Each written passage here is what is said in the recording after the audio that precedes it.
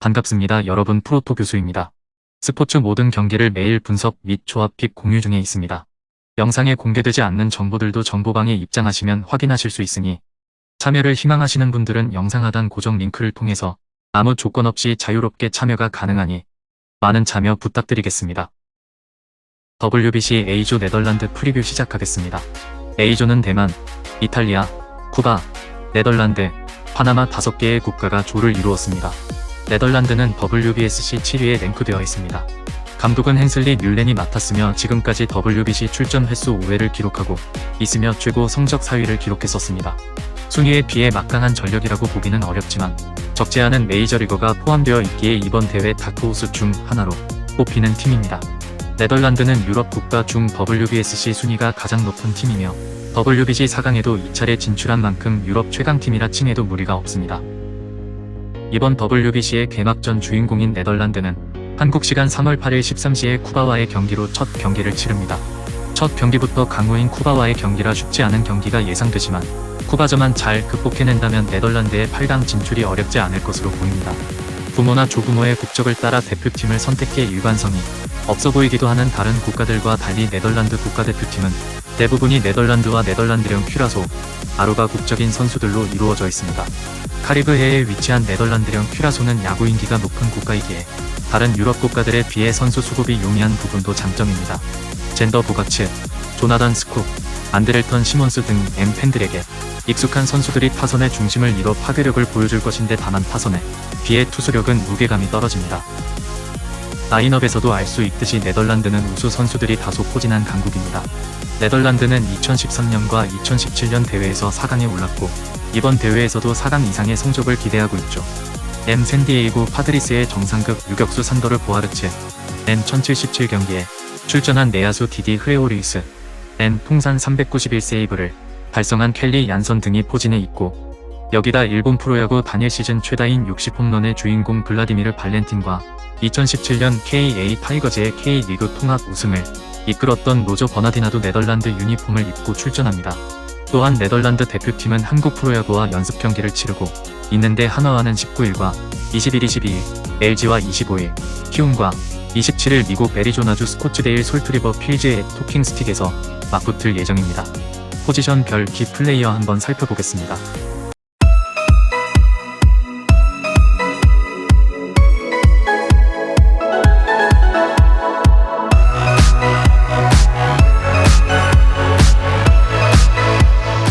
(2020년) 샌프란시스코 자이언츠에서 데뷔한 트럼프는 자이언츠의 탑 유망주 조이 바트에 밀리며 기회를 잃었고 2021년 웨이버 클레임을 통해 애틀랜타 브레이브스로 이적했습니다.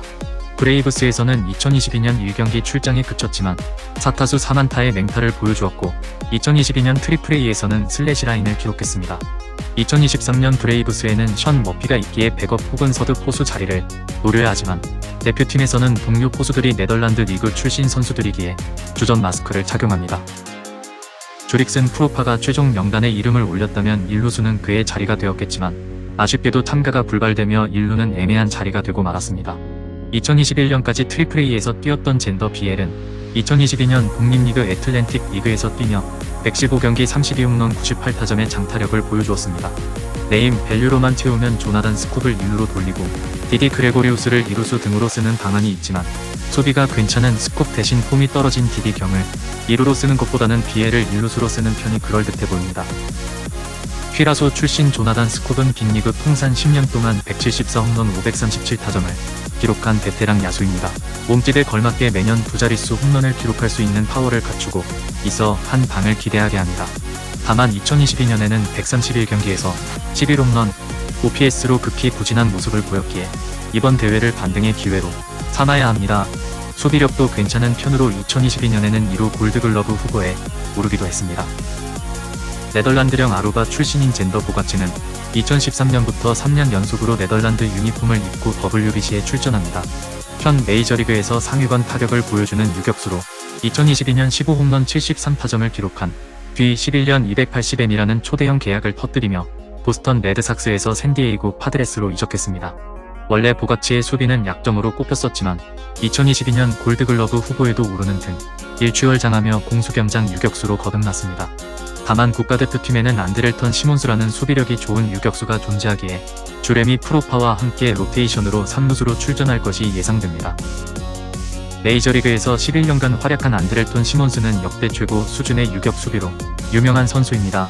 11년 통산 OPS가 불과하지만 BWAR이 37.1에 달하는데 대부분을 디펜시브 워로 쌓았을 정도입니다.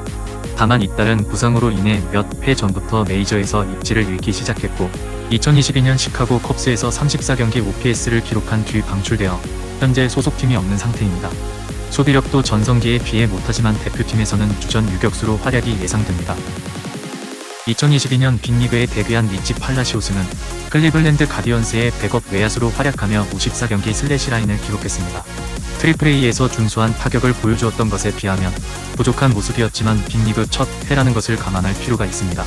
이번 대회를 마지막으로 은퇴하는 NPB의 전설적 외인 블라디미르 발렌틴도 좌익수가 가능하지만 나이에 따라 수비력도 급감했기에 지명타자로 나설 가능성이 높습니다.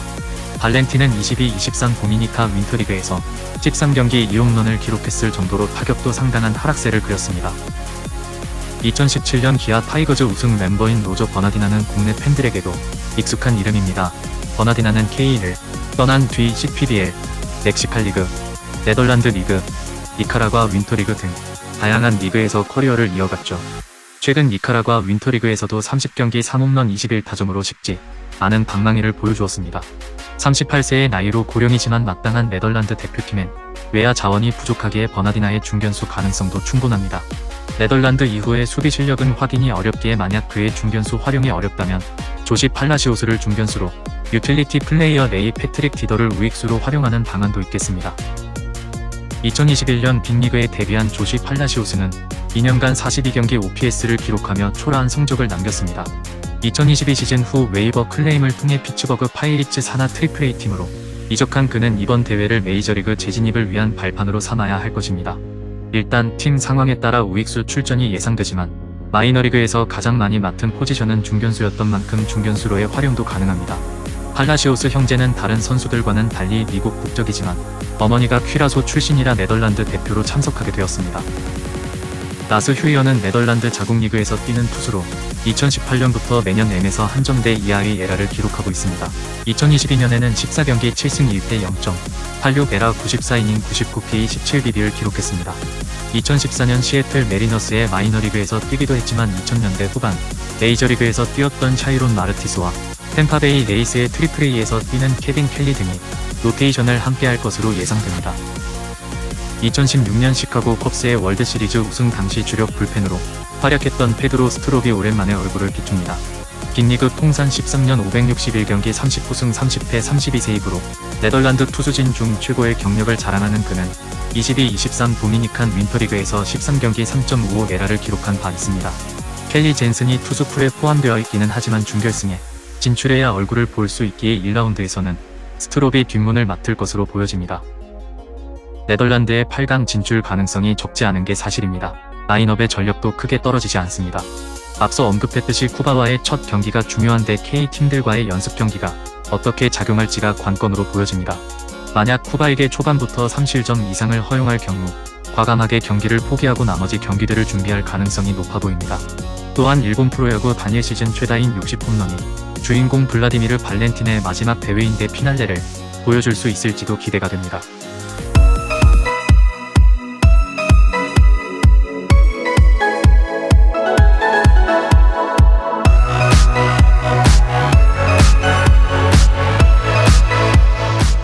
금일 경기들은 이렇게 알아보았습니다.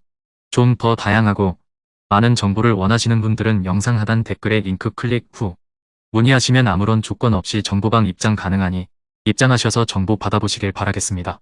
그리고 영상에서 리뷰하지 않은 디테일한 정보와 조합픽은 매일 교수 정보방에서 공유하고 있으니 꼭 참여해보시길 권장드리며 이번 영상은 여기까지 하겠습니다.